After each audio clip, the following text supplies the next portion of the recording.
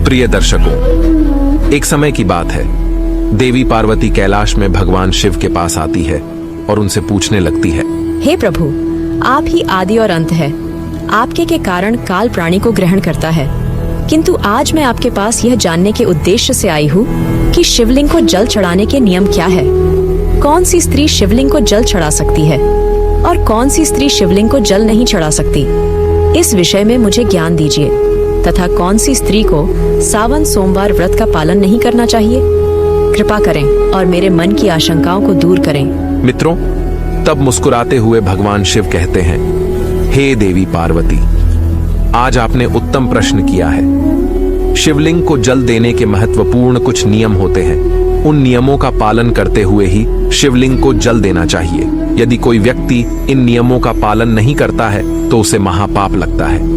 हे देवी, मैं उस स्थान से रुष्ट होकर चला जाता हूँ जहां पर इन नियमों का पालन न किया जाए। हे प्रिय, आज मैं उन 3 स्त्रियों के विषय में बताने वाला हूँ जिन्हें शिवलिंग को जल नहीं चढ़ाना चाहिए।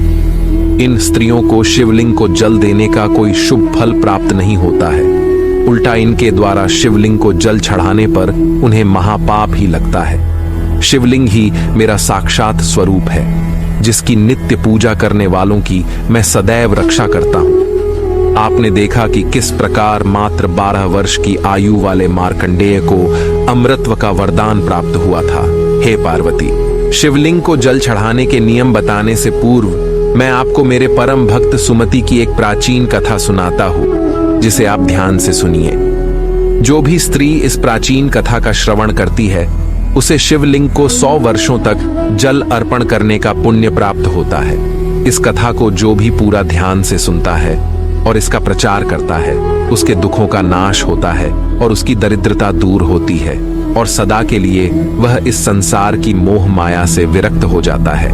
तब माता पार्वती कहती है, हे स्वामी, आपके मुख से इस कथा का श्रवण करना बड़े सौभाग्य की बात है। कृपया आप मुझसे वह कथा कहिए, मैं इसे ध्यान से पूरा अवश्य सुनूंगी। तब भगवान शिव देवी पार्वती को वह कथा सुनाने लगते हैं। मित्रों, इस कथा को आप ध्यान से पूरा अवश्य सुनिए, क्योंकि आधा अधूरा ज्ञान घातक हो सकता है। तो चलिए आपको सुनाते हैं वह कथा। साथ ही कमेंट में हर हर महादेव अवश्य लिखें। मित्रों, भगवान शिव कहते हैं, हे देवी पार्वती, पूर्व काल की बात है। अक्षयपुरी नगरी में सुखदेव नाम का एक ब्राह्मण निवास करता था। सुखदेव बहुत ही बुद्धिमान, रूपवान, गुणवान और सभी शास्त्रों में पारंगत था। उसने वेदों का भी अध्ययन किया था। उसी के नगर के पास अन्य एक नगर था। उस नगर में सुधर्मा नाम का एक विद्वान ब्राह्मण था। उसकी एक पुत्री थी जिसका नाम सुमति था। वह भगवान शिव की बड़ी सेवा भाव से भक्ति करती थी। नित्य शिवलिंग जल देना और उचित नियमों के पूजा आराधना करने के बाद ही उसके दिनचर्या की शुरुआत होती थी। सुमति में मनचाहे वर को प्राप्त करने हेतु 16 सावन सोमवार के व्रत भी किए थे। उसके पिता सुधर्मा ने बड़े ही लाड़ प्यार से अपनी पुत्री का लालन पालन किया था। उसकी पुत्री अत्यंत रूपवाप और गुणवान थी। जब सुमति विवाह के योग्य हुई तो सुधर्मा को अपनी पुत्री के विवाह की चिंता सताने लगी। इसीलिए उसने अपनी पत्नी से कहा, हे प्रिय, हमारी पुत्री अब जवान हो चुकी है, इसीलिए अब इसका विवाह हमें कर देना चाहिए। तब उसकी पत्नी कहती है, हे स्वामी, मेरी दृष्टि में एक विद्वान ब्राह्मण है जो मेरे भाई के नगरी अक्षयपुरी में रहते हैं, जिनका नाम सुखदेव है। मैं तो कहती हूँ हमारी पुत्री का विवाह उन्हीं श्रेष्ठ ब्राह्मण के साथ करा दिया जाए। उनके साथ विवाह करके हमारी पुत्री सुखी जीवन व्यतीत करेगी। तब सुधर्मा कहता है, हे प्रिय, तुम ठीक कहती हो। मैंने भी सुखदेव जी के विषय में बहुत सुना है। हम हमारी पुत्री का विवाह उन्हीं के साथ करेंगे। मैं कल ही उनके पास अपनी पुत्री के विवाह का प्रस्ताव लेकर जाता हूँ। फिर सुधर्मा अपनी पुत्री के विवाह का प्रस्ताव लेकर सुखदेव के घर पर जाता है। तभी सुखदेव घर में अपने माता पिता की सेवा कर रहा होता है। जब सुधर्मा सुखदेव को अपने माता पिता की सेवा करते देखता है तो उसे बड़ा आनंद होता है और प्रसन्नता पूर्वक उसे निहारते हुए सोचता है, अरे वाह, यह ब्राह्मण पुत्र तो कितना महान है। ये तो बड़ी प्रसन्नता से अपने माता पिता की सेवा कर रहा है। जब सुधर्मा को सुखदेव द्वार पर खड़ा देखता है तो उनका स्वागत करता है और कहता है, हे विप्रवर, पधारिए, आपका स्वागत है।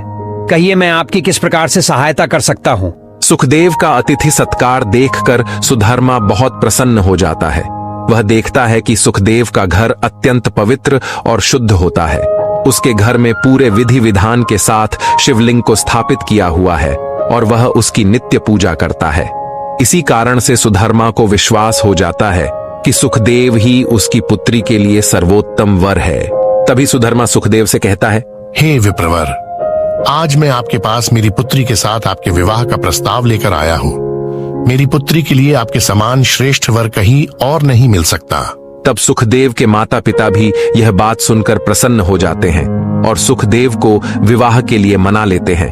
फिर सुखदेव भी विवाह के लिए तैयार हो जाता है। मित्रों, समय के अनुसार विवाह का मुहूर्त तय किया जाता है और एक पवित्र स्थान पर सुखदेव और सुमति का विवाह संपन्न किया जाता है। सुमति के सुंदर और मनमोहक रूप को देखकर सुखदेव भी बहुत प्रसन्न होता है। सुमति अत्यंत सुंदर, गुणवान और चरित्रवान स्त्री थी। विवाह के बाद जब सुमति सुखदेव के घर पर जाती है तो वह भी अपने पति और सास ससुर की बड़ी सेवा करती है।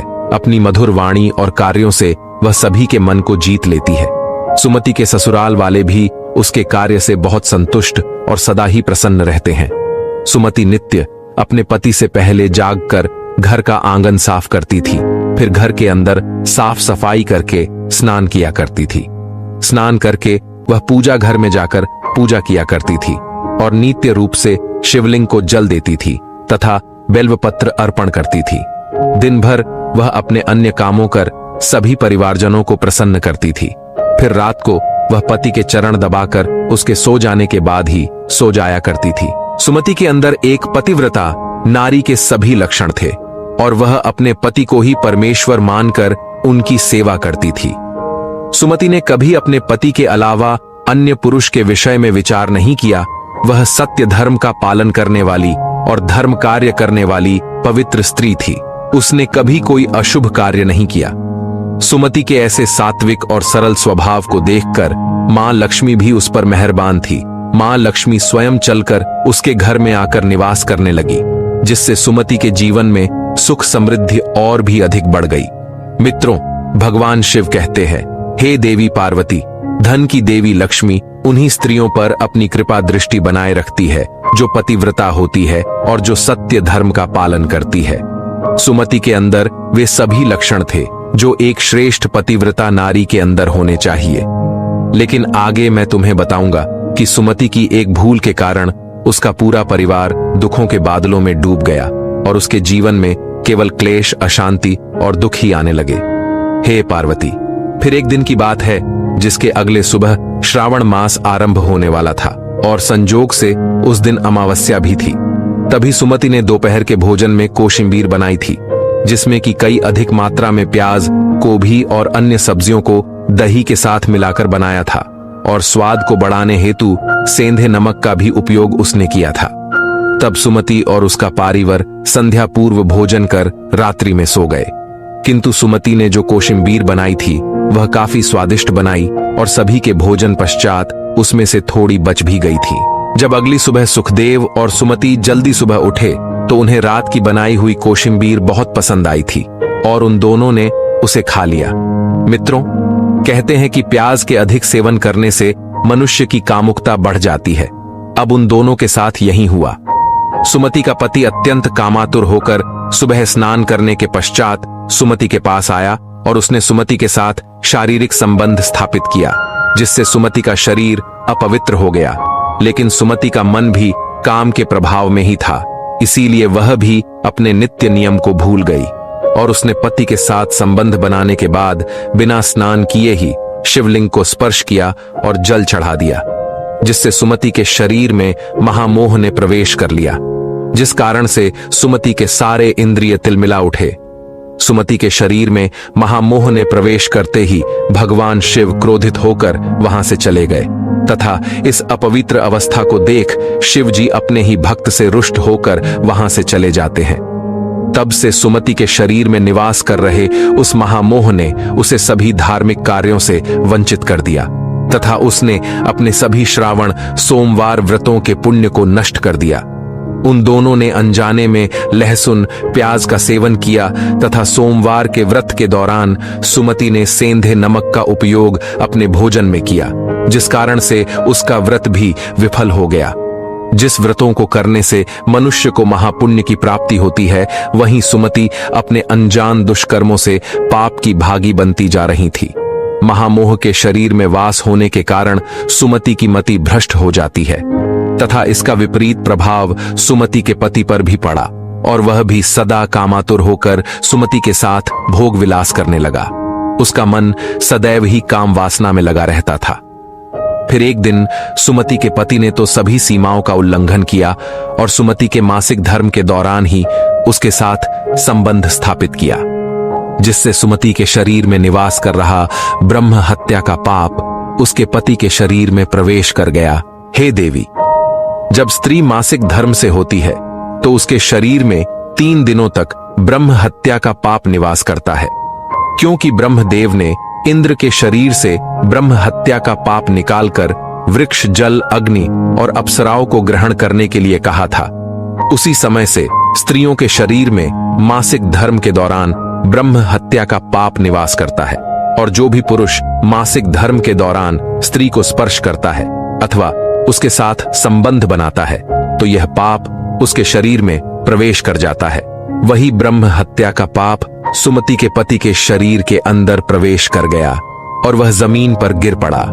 उसे तुरंत ही कुष्ठ रोग हो गया। उसका अंग अंग जलने लगा, उसके शरीर पर छाले पड़ गए, उसके पूरे शरीर से रक्त और पू की बदबू आने लगी और वह दर्द से चीखने चिल्लाने लगा। हाय, ये मुझसे क्या अपराध हो गया? मेरे द्वारा यह कैसा भयंकर पाप हो गया है?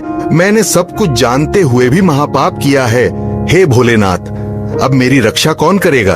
तभी सुमति की सास तुरंत उस स्थान पर आ गई तो उसने देखा कि उसका पुत्र कुष्ठ रोग से ग्रसित होकर जमीन पर पड़ा है।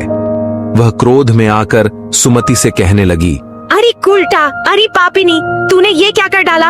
अपने ही पति का धर्म भ्रष्ट कर डाला। तूने उसके साथ मासिक पीड़ा में क्यों संबंध बनाया? अपने पति की ऐसी हालत देखकर सुमति बहुत घबरा गई और जोर जोर से रोने लगी और कहा, हे सासू माँ, मुझे क्षमा करो, मुझसे बहुत बड़ा अपराध हो गया है। काम के वशीभूत होकर मेरे द्वारा यह अपराध हो गया है। तब सुमति की सास ने कहा, हे पापिनी, तू इस घर से अभी चली जा। तुझ जैसी कुलटा स्त्री को इस घर में नहीं रहना चाहिए। तूने मेरे बेटे के जीवन को नरक बना दिया है और पता नहीं आगे और क्या क्या करेगी। सुमति कहती है, हे सासू माँ, मैं कहाँ जाऊँ? मेरे पति के अलावा मेरा कोई नहीं है। मैं उन्हें छोड़कर जीवित नहीं रह सकती। तू कहीं भी जाकर मर जा, लेकिन अब तू इस घर में निवास नहीं कर सकती। इतना कहकर सुमति की सास ने उसे धक्के मारकर घर से निकाल दिया। फिर सुमति दुखी होकर घर से निकल गई। उसे अपनी भूल पर बड़ा पछतावा होने लगा। उसे कुछ भी समझ में नहीं आ रहा था कि वह क्या करे। तब सुमति चलते चलते एक वन में जाती है। उसी वन में एक शिव मठ होता है। तब वह उस मठ पर सहायता मांगने के लिए जाती है तो वहां पर कोई नहीं होता है। सुमति उसी मठ पर जाकर बैठ जाती है और अपने दोष के विषय में सोचते हुए दुखी होने लगती है। फिर कुछ समय के बाद एक साधु उस आश्रम पर आते हैं जो कि मठ के पुजारी होते हैं। जब वे साधु एक स्त्री को अपने मठ पर दुखी बैठा हुआ देखते हैं तो आश्चर्यचकित हो जाते हैं और पास जाकर उस स्त्री से पूछने लगते हैं, हे कल्याणी, तुम कौन हो और किस कारण से इस स्थान पर अकेले बैठी हो? तुम्हारे दुख का क्या कारण है? कोई गुप्त बात ना हो तो अवश्य बताओ, शायद मैं तुम्हारी कोई मदद कर सकूं। तब सुमति कहती है, हे मुनिवर, मेरा नाम सुमति है। मेरे द्वारा घोर पाप हो गया था, उसी कारण से मैं अपने परिवार से बिछड़कर इस स्थान पर आई हूँ। तब साधु कहते हैं, हे देवी, यह क्या कह रही हो तुम? तुमने कौन सा पाप किया है? मुझे विस्तार से बताओ। मैं तुम्हारी कोई सहायता कर सकूं तो प्रयत्न अवश्य करूंगा। सुमति कहती है, हे मुनिवर, मेरे द्वारा घोर पाप हो गया है। मासिक धर्म के दौरान मैंने पति के साथ संबंध बनाया था। इसी कारण से मेरे पति कुष्ठ रोग से ग्रस्त हो गए और दुख भोग रहे हैं। फिर साधु कहते हैं, बेटी, तुम चिंता मत करो। तुम्हारे द्वारा जो पाप हुआ है उसका प्रायश्चित करो, तुम्हें पाप से मुक्ति मिल जाएगी। तुम इस मठ में रहकर भगवान शिव शंकर की पूजा करो, शिवलिंग को नित्य जल दो और बेलपत्र अर्पण करो। यही तो पूरे संसार के पिता है। जो भी इनके शरण में आता है उसका उद्धार निश्चित ही होता है और तुम्हारा पति भी जल्दी ही ठीक हो जाएगा। फिर वह सुमति वहीं पर उसी शिव मठ में रहकर भगवान शिव और शिवलिंग की नित्य पूजा करने लगती है। रोज स्नान करके वह ब्रह्मचर्य का पालन करते हुए शिवलिंग को जल चढ़ाती है और शिवलिंग पर बेलपत्र अर्पण करती है तथा भगवान शिव को मिष्ठान्न भोग लगाती है तथा उस मठ में मौजूद सभी गायों को चारा डालती है, उनकी सेवा करती है। दिन भर वही मठ के मंदिर में भगवान शिव की मूर्ति के आगे बैठकर भगवान शिव जी की भक्ति करने लगती है, उनकी स्तुति करती है और फिर से अपने पति के मंगल होने के लिए 16 सोमवार का व्रत भी करती है। इस प्रकार से 1 वर्ष बीत जाता है, किंतु वहीं दूसरी ओर भगवान शिव भी उसकी परीक्षा ले रहे होते हैं। अब अगला श्रावण मास प्रारंभ होता है। तब साधु महाराज कहते है, हे पुत्री, तुम इस श्रावण मास में निरंकार सभी सोमवारों का व्रत करो, शिव जी का ही सदैव ध्यान करो और याद रहे कि कोई भूल ना हो। अब मैं तुम्हें सावन सोमवार व्रत के विषय में विस्तार से बताता हूं, तुम इसे ध्यान से सुनो। किसी भी स्त्री या पुरुष को सावन माह में किसी भी प्रकार के तामसिक पदार्थों का सेवन नहीं करना चाहिए।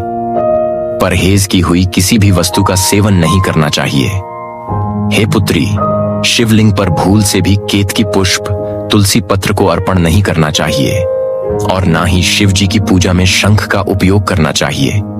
शिवलिंग पर कभी भी हल्दी, कुमकुम और सिंदूर अर्पण नहीं करना चाहिए। अब तुम सच्चे मन से भोलेनाथ की पूजा आराधना करो, वे अवश्य तुम्हारी सभी इच्छाओं को पूर्ण करेंगे। अब सुमति इसी प्रकार से सोमवार के व्रतों का पालन करती है, किंतु उसे कोई भी साक्षात्कार या अनुभव नहीं आ रहा था, जिससे हताश होकर वह एक दिन मन में आत्महत्या करने का विचार करती है, क्योंकि उसके जीवन में किसी भी प्रकार का सुधार उसे नजर नहीं आ रहा था। तब वह शिव मठ के पास वाली नदी के किनारे जाती है और भगवान शिव का स्मरण करते हुए जल समाधि ले लेती है। किंतु उसी समय एक चमत्कार हो जाता है। जिस प्रकार से सुमति जल में प्रवेश करती है, ठीक उसी प्रकार से वह वापस जल से बाहर आती है। जब वह अपनी आंखें खोलती है तो उसके सामने स्वयं भगवान शिव प्रकट हो जाते हैं। मित्रों, भगवान शिव सुमति की दृढ़ निष्ठा और भक्ति से अत्यंत प्रसन्न हो जाते हैं और सुमति को साक्षात दर्शन देते हैं। भगवान शिव को साक्षात अपने सामने खड़ा देखकर सुमति उन्हें बारंबार प्रणाम करने लगती है, उनकी स्तुति करने लगती है। तब भगवान शिव सुमति से कहते हैं, हे पुत्री, तुमने बड़ी ही श्रद्धा से और भक्ति भाव से मेरी आराधना की है, इसीलिए अब मैं तुम पर प्रसन्न हूँ। कहो तुम्हारी क्या कामना है। तब सुमति कहती है, हे प्रभु, कृपया मुझे बताइए, मेरे किस दोष के कारण मेरे अंदर काम का वास हो गया, जिस कारण से मेरे द्वारा घोर पाप हुआ और मेरे पति को कुष्ठ रोग हो गया। भगवान शिव कहते हैं, हे पुत्री, अब तुम ध्यान से सुनो। तुम्हारे द्वारा अनजाने में ही एक पाप हुआ था, जिस कारण से तुम्हारे अंदर महामोह ने प्रवेश कर लिया था। एक दिन सावन माह में तामसिक पदार्थ का सेवन करके तुमने अपने पति के साथ संबंध बनाने के बाद बिना स्नान किए ही शिवलिंग स्पर्श करते हुए जल दिया था। पति पत्नी जब रति क्रिया करते हैं तो उनका शरीर अपवित्र हो जाता है और ऐसी अवस्था में शिवलिंग को कभी स्पर्श नहीं करना चाहिए। शिवलिंग मेरा ही पूर्ण अंश अवतार है। तुमने अपवित्र अवस्था में ही शिवलिंग को जल अर्पण किया था, जिस कारण से मैंने तुम्हारे घर का त्याग किया और फिर महामोह ने तुम्हारे अंदर प्रवेश कर लिया। उसी महामोह के कारण तुम्हारे और तुम्हारे पति के अंदर काम का प्रभाव अधिक बढ़ गया और मासिक धर्म के दौरान स्त्री के साथ संसर्ग होने के कारण तुम्हारे पति को कुष्ठ रोग हो गया था। वह सुमति कहती है, हे प्रभु, अनजाने में मुझसे यह बड़ा पाप हो गया था, अब इस पाप का क्या प्रायश्चित है। भगवान शिव कहते हैं, हे सुमति, इस पाप का प्रायश्चित तुमने 1 वर्ष तक ब्रह्मचर्य व्रत का पालन करके कर लिया है और 16 सोमवार का निरंकार व्रत भी किया, इसीलिए अब तुम पापों से मुक्त हो। सुमति कहती है, हे प्रभु, कृपया मुझे बताइए, किस अवस्था में शिवलिंग को जल नहीं चढ़ाना चाहिए और शिवलिंग पर जल चढ़ाने के क्या नियम हैं? तब भगवान शिव कहते हैं, हे पुत्री, अब मैं तुम्हें शिवलिंग को जल देने के नियम बताता हूँ, तुम इसे ध्यान से सुनो। हे पुत्री, शिवलिंग अत्यंत पवित्र होता है। यह मुझे सबसे अधिक प्रिय है, इसीलिए इसकी सात्विकता पवित्रता बनी रहनी चाहिए। शिवलिंग को कभी अपवित्र अवस्था में स्पर्श नहीं करना चाहिए। जो स्त्री मासिक धर्म से हो उसे कभी स्पर्श नहीं करना चाहिए। मासिक धर्म के दौरान स्त्री के शरीर में ब्रह्म हत्या का पाप होता है। ऐसे में स्त्री को शिवलिंग को जल नहीं चढ़ाना चाहिए। किसी भी स्त्री और पुरुष को संबंध बनाने के बाद शिवलिंग को स्पर्श नहीं करना चाहिए और ना ही इसे जल चढ़ाना चाहिए। संबंध बनाने पर स्त्री और पुरुष का शरीर अपवित्र हो जाता है। ऐसी अवस्था में शिवलिंग को स्पर्श करने पर दोष लगता है। यह महापाप होता है। हे पुत्री, जो स्त्री अपने पति का त्याग करके चली गई हो, जो विवाह के पश्चात अपने पति को छोड़कर अन्य पुरुष के साथ निवास कर रही हो, ऐसी स्त्री को भी शिवलिंग को जल नहीं चढ़ाना चाहिए। शिवलिंग की पूजा करने का अधिकार केवल पतिव्रता या कुंवारी स्त्रियों को ही है। जो स्त्री असती, वैश्यावृत्ति की या अनेक पुरुषों के साथ संबंध बनाती है, उसे शिवलिंग को जल नहीं चढ़ाना चाहिए। हे सुमति, अब मैंने तुम्हें शिवलिंग को जल देने के संबंध में महत्वपूर्ण नियम बताए हैं। तुम इसे ध्यान में रखो। तब सुमति कहती है, हे प्रभु, मेरे पति कुष्ठ रोग से पीड़ित है, कृपा करके मेरे पति को रोग से मुक्त कीजिए। तब शिव जी कहते हैं, हे पुत्री, तुमने इस शिवलिंग की 1 वर्ष तक पूजा की है और नित्य बेलपत्र अर्पण किए हैं। वृक्षों में बेलपत्र मुझे सबसे प्रिय है। शिवलिंग पर तुमने जो बेलपत्र अर्पण किए थे, तुम इसके पत्ते ले जाकर अपने पति को गुप्त रूप से खिला दो। वह रोग और पापों से मुक्त हो जाएगा। इतना कहकर भगवान शिव अंतर्ध्यान हो जाते हैं। यह सुनकर सुमति बहुत प्रसन्न हो जाती है और भगवान शिव को बारंबार प्रणाम करके धन्यवाद देती है। फिर सुमति उस शिवलिंग पर अर्पित बेलपत्र के कुछ पत्ते उठाकर घर पर जाती है और अपने कोढ़ी पति को खिला देती है। शिवलिंग के पत्ते खाते ही उसका पति एकदम से स्वस्थ हो जाता है और सुमति को गले से लगा लेता है। सुमति की सास भी जब यह चमत्कार देखती है तो वह बड़ी प्रसन्न हो जाती है और फिर वे सभी प्रसन्नता से रहने लगते हैं। मित्रों, भगवान शिव कहते हैं, हे देवी पार्वती, इसीलिए इन अवस्थाओं में स्त्रियों को शिवलिंग को जल नहीं चढ़ाना चाहिए और ना ही शिवलिंग को स्पर्श करना चाहिए, अन्यथा इसके अशुभ परिणाम भोगने पड़ते हैं, जैसा सुमति के साथ हुआ था। प्रिय दर्शकों, अब हम जानते हैं शिवलिंग से जुड़े कुछ महत्वपूर्ण नियम। क्या आप जानते हैं, भगवान शिव जी की पूजा में यह 3 चीजें उपयोग करना वर्जित है। आपको पुण्य की जगह पाप मिलेगा। तो चलिए जान लेते हैं कौन सी है वह 3 चीजें। सबसे पहले है तुलसी के पत्ते। जी हाँ दोस्तों, तुलसी माता लक्ष्मी का रूप है और माता लक्ष्मी भगवान श्री हरि विष्णु जी की पत्नी, इसलिए तुलसी के पत्ते कभी भी शिवलिंग पर चढ़ाना चाहिए। दूसरा है शंख। शिवजी ने शंखचूड़ नाम के दैत्य का वध किया था और उसी के हड्डियों से शंख की निर्मिति हुए है। तीसरा है केतकी का फूल। पुराणों के अनुसार भगवान विष्णु और ब्रह्मा जी के विवाद में केतकी के फूलों ने ब्रह्मा जी के झुंड में साथ दिया था। भगवान शिव इस विवाद में निर्णायक की भूमिका में थे। शिव जी ने केतकी का झूठ पकड़ लिया और उसे श्राप दिया कि उसका उपयोग उनकी पूजा में नहीं किया जाएगा। भगवान शिव जी पीले और सफेद कनेर के फूल पसंद होते हैं। आप उन्हें जरूर अर्पित करें। धतूरे के फल और फूल भी अर्पित कर सकते हैं। साथ ही दूध चंदन से लेप चढ़ाना भी शुभ माना जाता है। पुराणों में शिवलिंग को ही ब्रह्मांड का केंद्र माना गया है। इस केंद्र से समस्त ब्रह्मांड को ऊर्जा प्राप्त होती है। शिवलिंग से ही इस ब्रह्मांड की उत्पत्ति हुई है, इसीलिए शिवलिंग को ऊर्जा का केंद्र माना गया है। इसके पास कोई भी ऐसी वस्तु नहीं रखनी चाहिए जिससे शिवलिंग से निकलने वाली ऊर्जा नकारात्मकता में परिवर्तित न हो। वास्तुशास्त्र के अनुसार यदि ऐसी वस्तुएं शिवलिंग के पास रखी जाती है तो घर का वातावरण भी नकारात्मक हो जाता है। जैसे कि एक साथ 2 शिवलिंग, तुलसी का पौधा, कांसे के बर्तन। नंदी को भी पास नहीं रखना चाहिए। नंदी को थोड़ा दूर ही रखना चाहिए। पूजा स्थल पर या उसके आसपास अशुद्ध, अपवित्र और अशुभ समझी जाने वाली वस्तुएं भूलकर भी नहीं रखनी चाहिए, जैसे चमड़े की वस्तुएं, मृत व्यक्ति का अस्थि या कलश, हड्डियां, मांसाहार इत्यादि। मंदिर और उसके आसपास शुद्धता और सात्विकता रहनी चाहिए। जो मनुष्य शिव जी को जल देते समय 1,00,000 बार मृत्युंजय मंत्र का जाप करता है, उसके शरीर के सभी रोग नष्ट हो जाते हैं और उसका शरीर शुद्ध हो जाता है।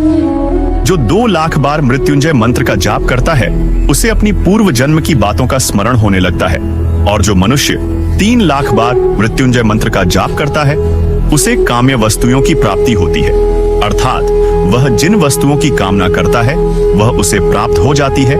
तो प्रिय दर्शकों, आपको यह कथा कैसी लगी कमेंट करके अवश्य बताएं। जानकारी अच्छी लगी तो वीडियो को लाइक जरूर करें और कमेंट में हर हर महादेव अवश्य लिखें। साथ ही चैनल को सब्सक्राइब करें। ऐसी ही रोचक धार्मिक कथाओं के लिए हमारे साथ बने। सभी का धन्यवाद।